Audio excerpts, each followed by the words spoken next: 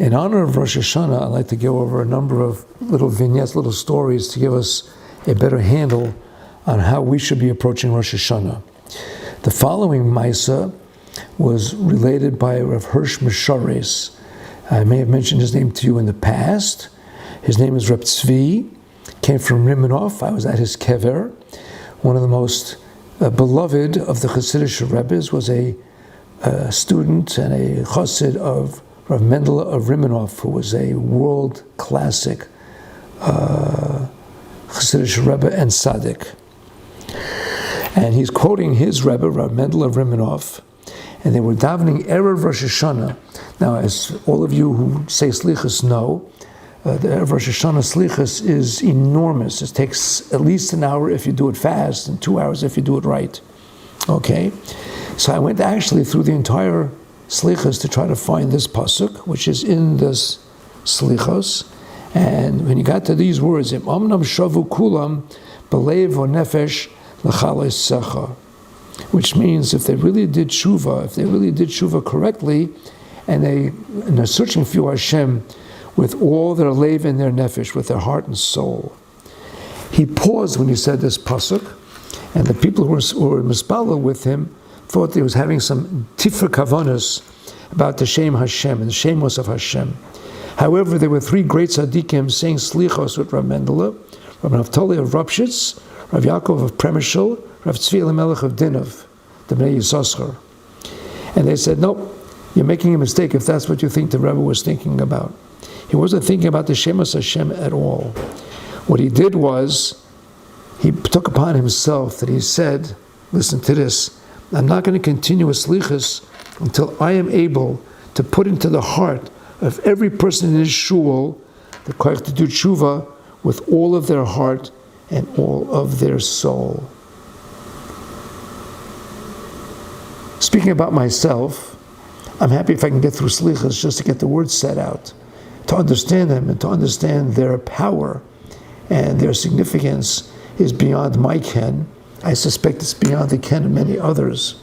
However, the concept of just hearing about the fact that we should be doing this with all of our might is an extraordinarily powerful concept. Do we really want this with all of our heart and soul? Or are we just running through it? Let's give for 1 second at least a thought. Maybe I would like to do this with all my heart and soul, and I hope I have the schus one day to be able to achieve that. That's the first story of the three that I'm going to tell you. What are we asking for? What are we asking for? We're asking for all of the good things in Olam Hazeh. On Musaf of Rosh Hashana, a great Rebbe said in the shame of Rabbi Yosef of Torchin, who was the son of the Chayze. And he was once asked, the son of the Chayze, by the Gera Rebbe, no less, could you please tell me something over that you heard from the mouth of Rabbi Yosef, the son of the Chayze? This is a very, very famous story. It has a very, very interesting moral, one which we have to take to heart. However, don't get insulted by it, because I did. I don't remember any Dvar Torah from the Chayze, but I remember one of his stories.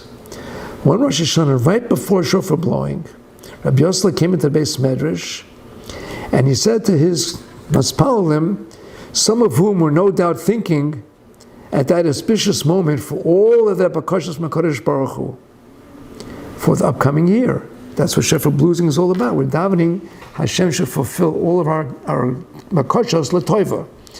I'm not going to give you musar. I'm not going to teach you Dvar Torah. I'm going to tell you a story.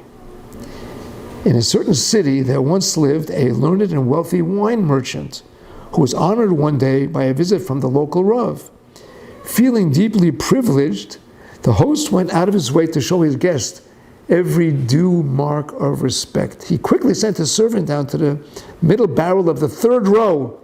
This was the choicest wine that he had. He himself continued to maintain scholarly conversation with this distinguished guest, but when he had waited a surprisingly long time for his servant to return, he begged to be excused, raced down to find out what was amiss. He was stunned by what he saw there. Some of the barrels had been left uncovered, others being drained of their precious contents because the taps had been left open. Broken bottles jutted out of the puddles of wine on the floor, and the servant was nowhere to be seen. He returned to the house, sorely grieved by the serious damage which his servant had caused him, and began to look for him and called him by name. He finally answered from a cozy nook near the fireplace, where he was sprawled at his leisure. And from up there, from his place where he was resting, he called out to his master, "Listen here, I want you to increase my salary by so and so much. It isn't nearly enough." The Ger Rebbe thanked the storyteller and said, "I call that a very fine mashal. Took me a while to get it. You can play this over and over again until you get it." Having said that, I want to read you something to put things in a frame of mind with which we will be much more comfortable. One year, no less than Rabbi Levi Yitzchak of Berdichev spent a long time in search for a person worthy of blowing the shofar in his Beis Medrash. Rosh Hashana was fast approaching.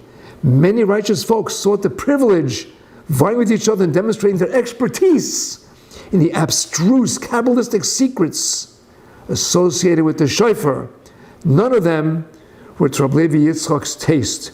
One day, a new applicant came along. Rabbi Levi Yitzchak asked him on what dread mysteries he meditated while performing this awesome mitzvah.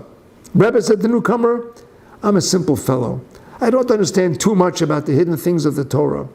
But I have 4 daughters of marriageable age, and when I blow the shofar, this is what I have in mind. Ribono Shel Olam, right now, I'm carrying out your will. I'm doing your mitzvah, I'm blowing the shofar. Now, supposing you two do what I want, help me marry off my daughters." My friend said, "Rebbe Yitzchak, you will blow the shofar in my shul." He meant it. That's the bottom line of the story. We have to mean what we say, not just rattle off. We have to daven with kavanah. We have to hope for our families, for our mishpachas. We're davening for the whole year. We're davening for all of Klal Yisrael. We're davening for Eretz Yisrael. We're davening Nebuch for all the people who need Yeshuas and Nechamas and Refuas. And Be'ezus Hashem, we should have a ksiva v'chasima tova.